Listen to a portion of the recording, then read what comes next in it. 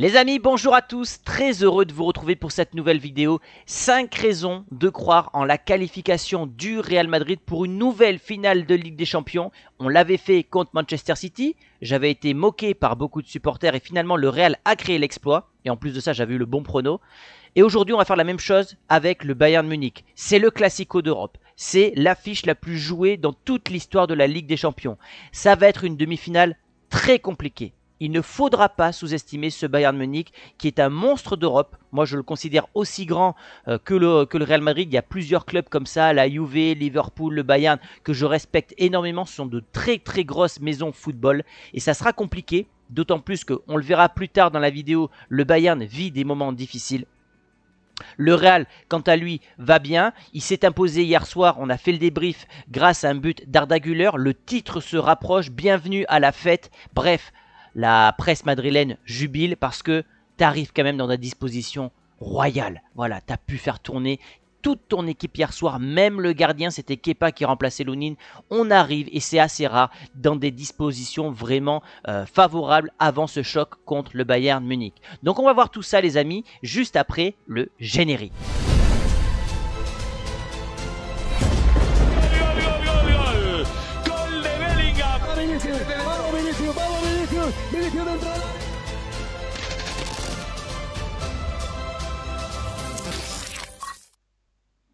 La première raison qui me fait croire que ce Real peut créer l'exploit et se qualifier sans Courtois, sans Alaba, sans Militao, sans numéro 9 dans une nouvelle finale de Ligue des Champions, personne dans les Madridistas avait prévu une telle saison. Regardez les chiffres. Le Real est pour l'instant en train de réaliser sa meilleure saison de l'histoire. Alors, en termes de chiffres, il parle en termes de chiffres. Moi, sur le terrain, c'est pas l'impression que ça me donne. J'ai l'impression que la Liga a perdu de sa grandeur par rapport aux années 2010. Néanmoins, les chiffres ne mentent pas et le Real est en train de créer un exploit à l'échelle nationale. Moi, si je dois sortir deux Real qui m'ont le plus impressionné, j'ai pas vu ceux de Di Stefano, Butragueño, donc je m'exprimerai pas là-dessus.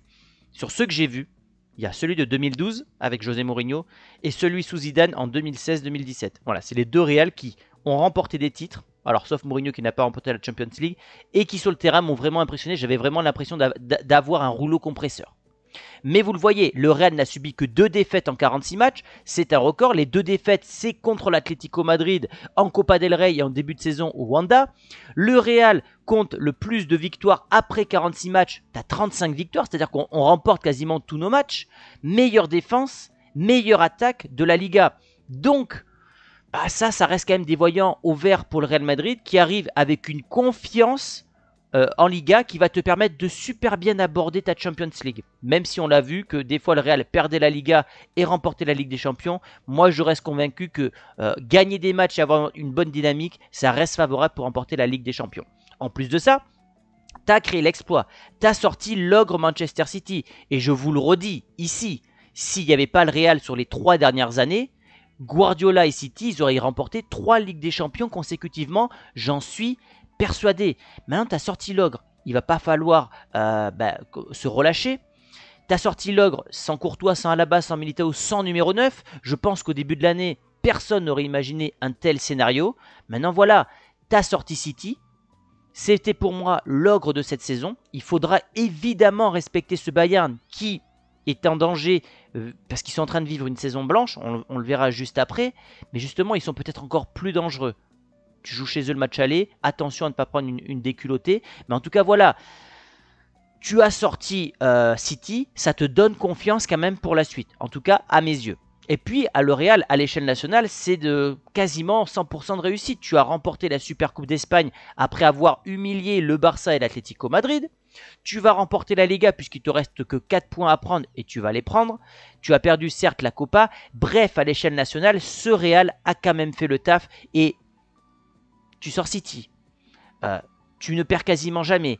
Tu gagnes tous tes trophées nationaux. Bon, les conditions sont quand même ultra positives pour le Real. D'autant plus que de l'autre côté, ce Bayern ne va pas très bien. J'en ai parlé sur mon autre chaîne Le Vestiaire, je vous invite à aller vous abonner, le lien est en description. Pendant un quart d'heure, je fais un focus vraiment sur le Bayern, c'est très intéressant, parce que ce Bayern vit une saison compliquée. Ils ont été éliminés très prématurément contre une D3 allemande en Coupe d'Allemagne, Saarbrück.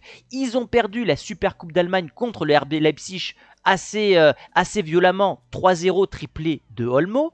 Ils ont perdu la Bundesliga après 11 ans d'hégémonie grâce à notre futur coach, je l'espère, Xabi Alonso, qui devrait, je pense, arriver au Real saison 2025-2026. Donc, ce Bayern est dos au mur.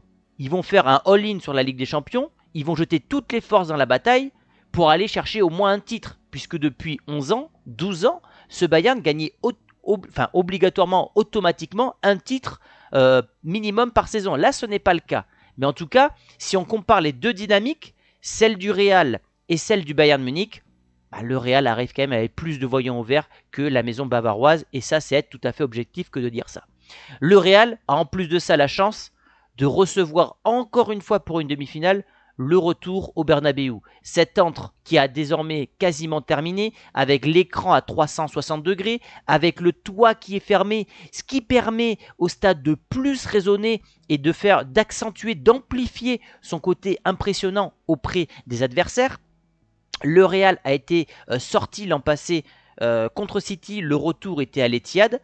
En 2022, le Real s'était imposé en demi-finale au retour grâce à la remontada au Bernabéu. Donc jouer le retour à la maison, quand tu connais l'histoire du Real, ça reste un avantage. Souvenez-vous de ce match-là. Alors évidemment, c'était Wolfsburg, mais c'est pas le Bayern Munich, mais quand même, tu avais perdu 2-0 le match aller. C'était un score qui était à l'époque, avec les buts à l'extérieur comptés double en cas d'égalité. C'était quand même très dangereux comme résultat. Triplé de Ronaldo. On a vécu, je l'ai vécu au stade, au Bernabéu, c'était mon premier match de ma vie au Bernabéu, je m'en souviendrai toute ma vie. Il y a eu la remontada contre Manchester City, donc ça aussi, ça reste selon moi un élément important pour cette double confrontation. Tu vas recevoir au match retour. Et je suis persuadé que ce match aller va être très très compliqué pour Madrid. Je m'attends presque à une défaite ou à un match nul très compliqué parce que je sens que l'Allianz Arena, il y a eu 500 000 demandes, le public va être bouillant. Tuchel, il va jouer sa carte maîtresse parce qu'il a remporté déjà la Ligue des Champions. Kane, il est en feu. Ça va être très compliqué d'aller chercher une victoire là-bas. Mais on a le retour à la maison. Et même si on perd 2-0, 3-0 à Munich, j'y croirais. Parce qu'on a vécu tellement de magie dans ce stade que tout est possible. Dans les têtes des joueurs de Madrid, mais pire que ça, dans la tête des adversaires. Je m'explique. Imaginons le scénario suivant. Le Real se trouve complètement au match aller. 3-0 pour le Bayern. Un score invraisemblable. Il suffit qu'au match retour à Madrid, le Real marque dans les 20 premières minutes, les joueurs vont y croire, le public va y croire, mais le pire dans tout ça, c'est que les adversaires vont se dire « Oh non, nous aussi on va y passer, ils vont nous refaire le coup, ils vont le faire, parce qu'on l'a fait contre le PSG, on l'a fait contre Chelsea, on l'a fait contre tout le monde. » C'est ancré dans la tête d'absolument tout le monde. C'est dans la mémoire collective que ce Real est capable de créer des exploits à tout moment. Donc recevoir au match retour reste un avantage indéniable. Les individualités du Real sont au top. On l'a vu, Bellingham a retrouvé son niveau. Il a eu une petite passe un peu compliquée suite à ses blessures, notamment, vous l'avez vu sur mon vertical, il a encore son épaulière, puisqu'il a une luxation à l'épaule. Mais bref, il est revenu au top. Vinicius et Rodrigo, sur cette photo de 2022, pareil, ils sont au top. Et en plus de ça, ces jeunes-là, ces jeunes loups, ont de l'expérience puisqu'ils ont déjà remporté une Ligue des Champions. Et en fait, c'est peut-être ça la force de ce Real. C'est qu'on a une équipe ultra jeune, mais paradoxalement avec beaucoup d'expérience puisqu'on a déjà remporté la Champions en 2022. Sans compter qu'on a Ancelotti, sans compter qu'on a Tony Kroos. Je vais faire ce genre de vidéo focus sur des joueurs et je pense que mon premier épisode ça sera sur mon joueur préféré de l'effectif, Tony Kroos. Quand tu as un mec comme ça, parce que ça sera son match à lui, je rappelle qu'il a joué une grande partie de sa carrière au Bayern, quand tu as des joueurs comme ça qui ont remporté 5 Champions, ils ont trop d'expérience, ils vont jamais stresser. Modric pareil. Donc notre équipe a la faculté d'avoir de l'expérience avec des dinosaures tels que Kroos, tels que Modric, et en plus de ça d'avoir des mecs ultra jeunes affamés comme Bellingham, et pire que ça des mecs comme Vinicius qui sont jeunes affamés et qui ont gagné. Donc on a un effectif qui est vraiment ultra complet. Évidemment il nous manque peut-être un numéro 9, mais on l'a vu cette saison et les chiffres parlent d'eux-mêmes, on s'en sort plutôt bien. L'histoire parce que c'est ce que je disais tout à l'heure, ce Real ne sera jamais battu. Ils pourront à 5 minutes de la fin, on l'a vu contre City, ils pourront mettre 2 buts en 2 minutes. C'est ça en fait qui est trop fort avec ce club. C'est un cheat code. Donc là, on a tous les joueurs. On a eu Zidane, on a eu l'ère Zidane, on a eu l'ère Ronaldo, on a eu l'ère Benzema, il y a eu l'ère Di Stefano. Chaque génération doit écrire son histoire. Évidemment, je respecte, comme je l'ai dit tout à l'heure, énormément le Bayern Munich parce que eux aussi ont des atouts. C'est-à-dire qu'ils ont que ça à jouer, ils ont des champions du monde, Neuer, Müller, ils ont un joueur qui est hors du commun, Harry Kane. Mais voilà, aujourd'hui, en tant que chaîne Real Madrid, c'était de vous donner confiance, comme j'ai pu le faire contre Manchester City. Ça nous a porté chance. Et là, objectivement, je me dis que ce sont des arguments favorables. Évidemment, il y a des arguments qui vont contre nous, mais je ne vais pas les dévoiler, parce que j'ai envie d'être optimiste. J'ai envie de croire qu'on va vivre encore une saison extraordinaire. Et pourquoi pas revivre ce qu'on a vécu en 2022. Et j'ai l'impression qu'on est, je sais pas, il y a une espèce de hype, de sensation de victoire qui me fait penser à 2022. Alors il ne faut pas vendre la peau de l'ours avant de l'avoir tué, parce que c'est le Bayern et c'est une équipe qui est trop dangereuse pour la sous-estimer. Mais en 2022, Mbappé devait venir au club, on a remporté la Champions.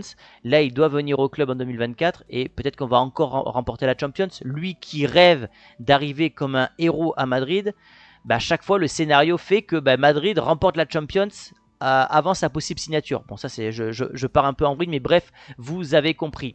Et grâce à mon partenaire Unibet, vous avez 10 € qui vous ont offert dès l'inscription, plus 100 € de bonus sous forme de free bet. Bien sûr, pariez avec responsabilité et c'est strictement réservé aux personnes majeures. Vous le voyez, le Real est favori à la qualification. C'était absolument les cotes inverses pour Manchester City. City était coté à 1,50, le Real était coté à 2,70 et pourtant le Real s'est qualifié. Là, le Real sur la double confrontation est favori à 1,50 et je pense que le match retour au Bernabéu est un argument de poids pour les bookmakers. On termine cette vidéo les amis parce qu'on parle de Ligue des Champions et si on parle de Ligue des Champions on est obligé de parler de cet homme là. On m'a envoyé ça sur Instagram, donc pour ceux qui veulent me contacter, me parler, m'envoyer des mini-jeux, ça se passe sur Instagram, voilà. Je dois choisir la meilleure version de Ronaldo, j'imagine par ligne. Donc sur la première ligne ça va être très facile, ça sera la version numéro 2, la version 2017 avec le maillot violet, c'est selon moi le Real le plus abouti de Zidane, ils vont mettre 4-1 en finale à la Juve. J'aime beaucoup cette version-là. Sur la ligne numéro 2, il y a le 5 et le 6, parce que la version 5, c'est la version où il dribble, il est injouable. Mais pour moi, la version 6, c'est à mes yeux la version ultime de Cristiano Ronaldo. À ce moment-là, il savait tout faire. Il savait dribbler à fond. Il marquait de partout, de la tête, de 40 mètres, enfin de 30 mètres. Il était injouable. La version 2012 de Ronaldo, pour moi, c'est la plus cheatée. Et après, tout en bas, je mettrais la 9 ou la 10. La 10, je crois que c'est le maillot de la Decima, il me semble. Ronaldo termine meilleur buteur de la Champions, encore une fois. Mais voilà, je dirais la 10 pour la troisième ligne, la 6 sur la deuxième, la 2 finalement sur la première ligne. Et si je dois choisir entre les trois, je mettrai la 6. Pour moi, c'est la version ultime du portugais. Voilà les amis pour cette vidéo sur les 5 raisons de croire en une nouvelle qualification du Real en finale de Ligue des Champions. Donnez-moi votre sentiment à quelques jours de ce choc, sachant que vous aurez mon avant-match qui sortira lundi, où on décortiquera les forces, les faiblesses de chaque équipe, les duels qu'on risque de voir, style, je peux vous spoiler, Bellingham-Musiala, qui est allemand et pas anglais, je m'étais trompé sur ma vidéo vestiaire, bref. Et je vous donnerai surtout mon pronostic. Quel score je vois pour ce Bayern Munich-Real Madrid sur le match aller. Merci à tous pour votre fidélité les amis depuis 1 mois et demi, 2 mois.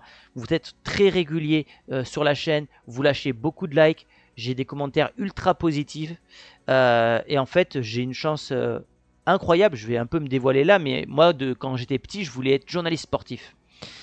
Moi j'étais plus matheux que littéraire, donc j'ai pas pu faire d'études de journalisme. Donc je me suis pas dirigé vers le métier de journaliste. Et finalement aujourd'hui je peux vivre de ma passion, parler de foot, gagner de l'argent, voilà, et d'être heureux. Donc vraiment merci à tous les amis, je vis un rêve et d'ici quelques mois, je vous le dirai, mais je vais vivre à 100% des réseaux sociaux.